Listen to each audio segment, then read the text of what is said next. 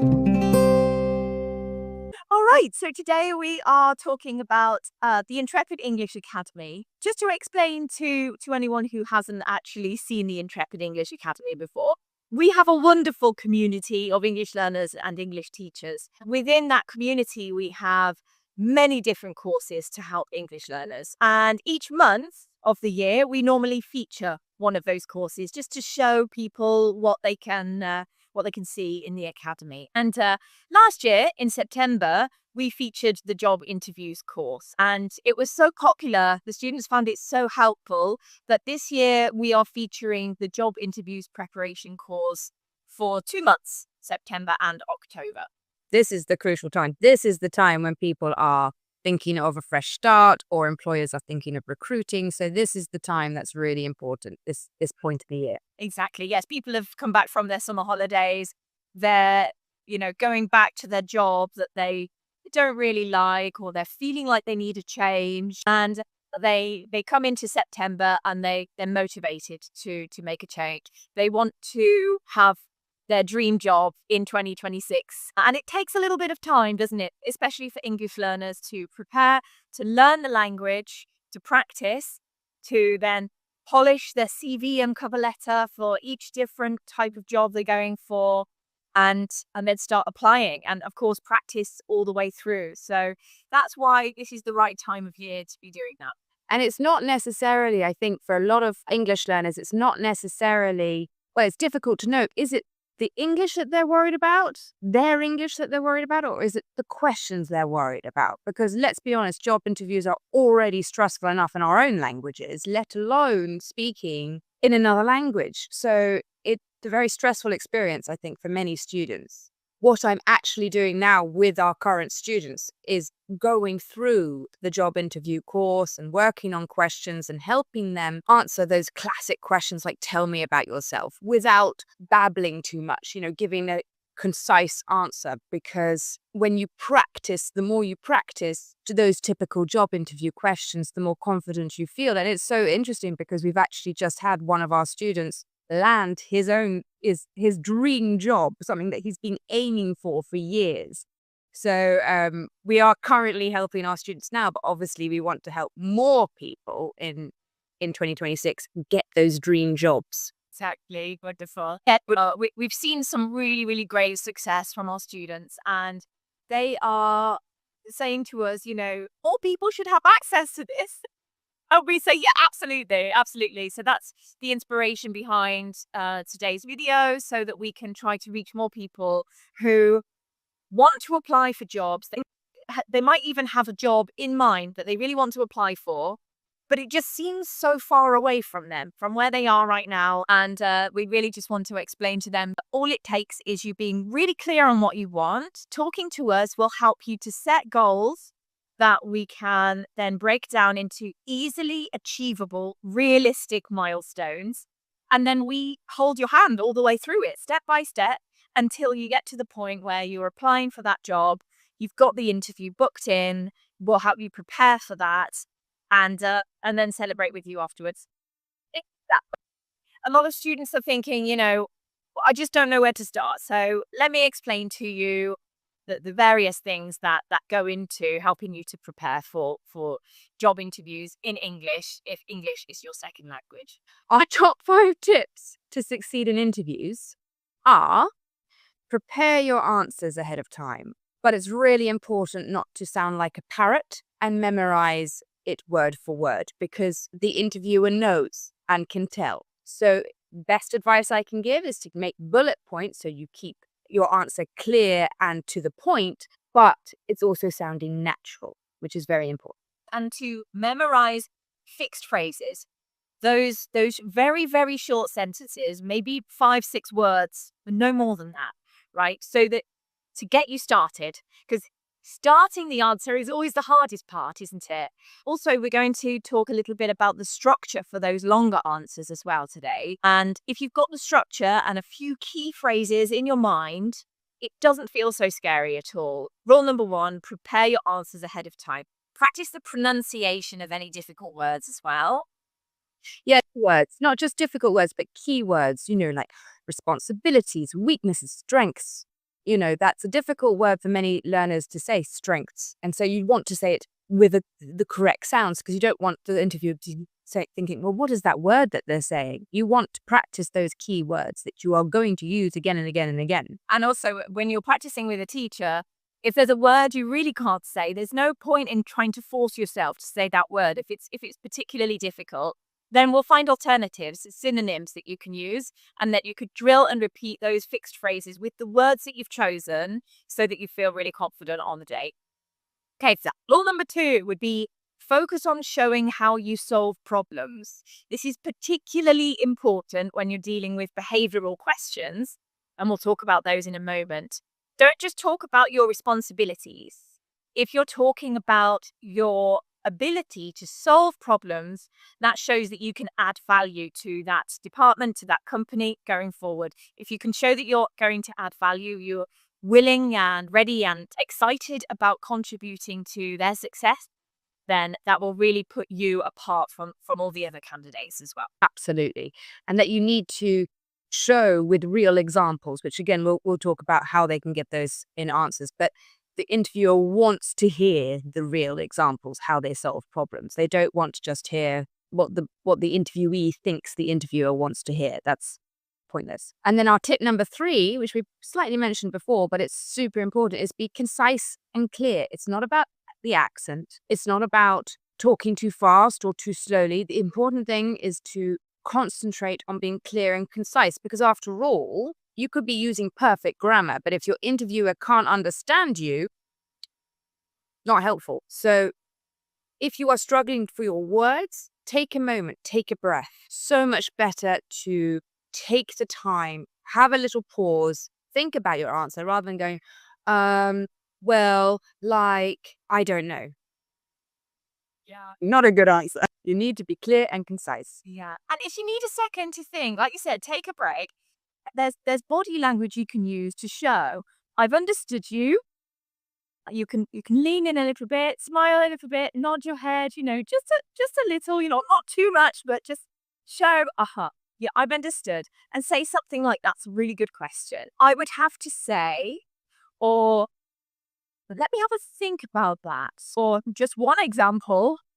Let me think of one example for you.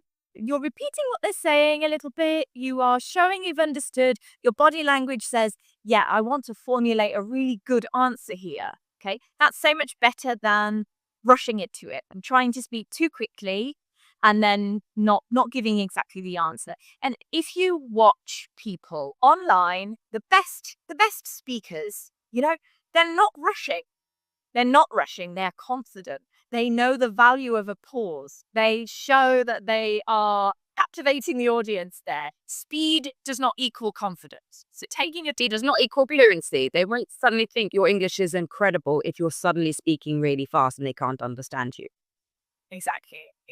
Right, the next one would be learn how to embrace difficult questions instead of shying away from them. If an interviewer asks you something, we've all had this experience. They ask you something and your mind goes blank. You think, I don't think I've ever had that experience before. Or, oh, how do I talk about the challenges in my last job without bad mouthing my previous manager? It's obviously not good. Don't shy away from those questions. You can say something about your weaknesses without sounding like a terrible person, And we really give you ways to spin or to use a difficult question to your advantage as well. And the interviewer will be more impressed with you for being able to answer a difficult question well than just answering easy questions like a parrot or, not really answering the question. And our final tip, and I think every learner will definitely understand this is a very, very important tip, is that you need to practice with someone, preferably a native speaker teacher, who can give you feedback, but you absolutely need to practice face-to-face with someone who can help you. You can't just simply practice in front of the mirror. You can start by practicing in front of the mirror, but you need to have that real-life practice before the actual interview. Ideally with someone who's going to be honest with you and give you real actionable feedback about your own performance, how you can improve it, any words that aren't sounding great, so you can practice those words in particular. Having someone to practice with, especially a qualified, experienced teacher, will really help you to perform at your best on interview day. Right, the next thing that we'll cover is something that a lot of English learners find particularly scary in a job interview. So after you've spoken about yourself a little bit and you've warmed up, the interviewer might ask you something called a behavioural question. That's the kind of question where they ask you about a previous experience or a challenge and how you've dealt with it. And this is difficult for many English learners because it's not possible to practice answers for every behavioural question that they might ask you. So English learners try to memorize many, many different questions and answers, and it's just too much to remember. So a much better approach is to learn a structure, 4-step, very simple structure to make sure that you're answering these questions clearly, concisely, and that you cover all of the main elements to a good answer. So let me start with an example of what a behavioural question is. Here are some examples that we've got in the course here. Tell me about a time when you handled a difficult situation. Or tell me about a time you worked well as part of a team. So they're not always negative. Sometimes they're quite positive as well. Tell me about a time that you resolved a conflict. That's always a difficult one. And tell me about a failure you have experienced and how you dealt with it. These are just some of the questions that you might be asked. Now, of course, you don't know what type of question they're going to ask you. So instead of memorizing all of the possible answers, you can memorize a few good stories, of course, absolutely, some good stories that would suit any situation. But a better approach is to memorize the STAR method. Now, STAR stands for S is situation, T is task, A is action, and R is result. So what do these mean? Situation, that's where you give a bit of context about the situation so the interviewer can think, okay, I understand the situation they're talking about here. Task, you want to talk about what you were expected to do, okay? What your boss asked you to do or what was expected of you in the situation because of your job role. Okay. Action. Now, this part you can take your time talking about. This is where you talk about what you did. You can discuss how you went about doing it. You can even say what you explained to someone or how you convinced someone or persuaded someone of certain things. And then the most important thing is R, result. Don't forget the result. A lot of people forget about that. They get into telling the story of what they did, but they don't explain the result. And that's a very important part at the end because the interviewer wants to know what happened. Okay, so it's always best to end on quite a positive result if possible. And if the situation was very difficult, you can at least talk about what you learned from it. That counts as a result as well. Excellent. The STAR method is definitely crucial for every person going to go through an interview because it does keep your answers clear and concise and to the point. And as you mentioned, that there are classic behavioral questions, but also in our course, we also talk about situational questions, which every interview will have them in. So as you mentioned about situations, it's very important to make sure that you are prepared for situational questions. So these are different to behavioral questions because behavioral questions are often asking about your past experience. What did you do? Whereas a situational question is asking for you to imagine yourself in the situation that the interviewer gives and what would be your reaction.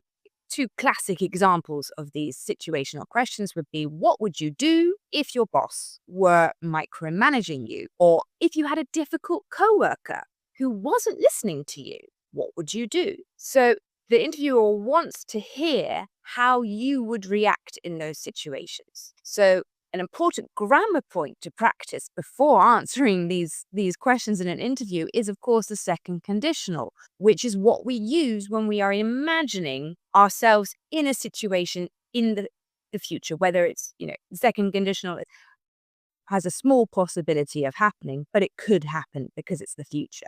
So we always have the structure. We have the if clause, if plus subject plus past simple. And then the second clause, which is the would clause, which is subject plus would plus basic infinitive.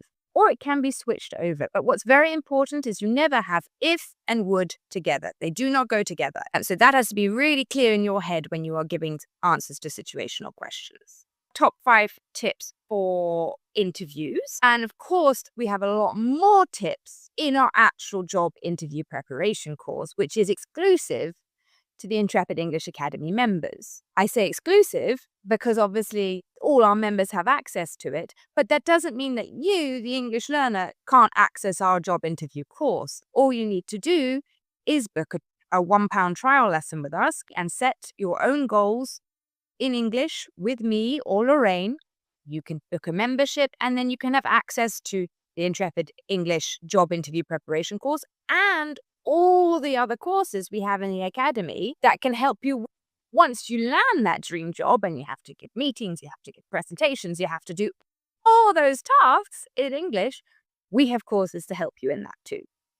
Thanks so much, Kate. So whether you're preparing for a job interview now or it's not the kind of thing that you want to work on in the next few months, all you need to do is click on the link that we'll leave underneath this video and you can book a £1 trial lesson with either me or Kate and we can talk you through exactly what you need. So the trial lesson itself, you'll enjoy having the conversation with us because when you finish, you'll have more clarity. You'll understand a few steps that you need to take in order to get started towards your goal. And then we'll explain everything to you. So you'll have some resources to take away with you and have a think about it. Just because the job interviews course is our featured course this month and next month doesn't mean it's only available for the next 2 months.